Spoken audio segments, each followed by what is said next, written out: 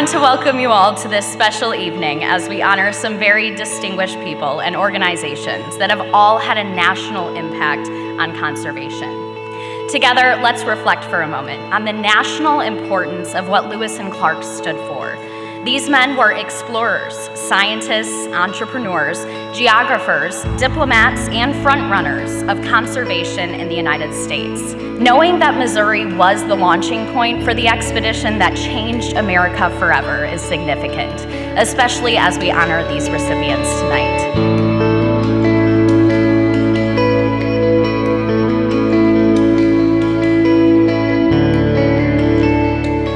The last 24 years, the Heritage Foundation has provided much needed funding for very critical conservation projects around our state and beyond, including helping in key areas of fish and wildlife conservation, the Stream Stewardship Trust Fund, and outdoor skills and education.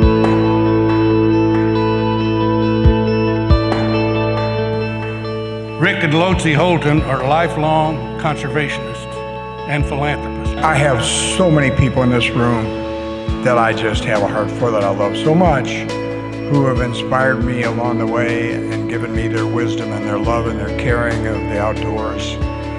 We have paddled every river and ridden every bike trail around here and been all over the world together and involved in conservation.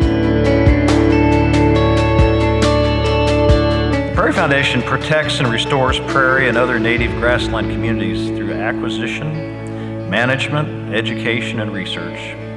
The Missouri Prairie Foundation respectfully acknowledges that the land we work to protect was the homeland of a diversity of Native American nations prior to European American settlement.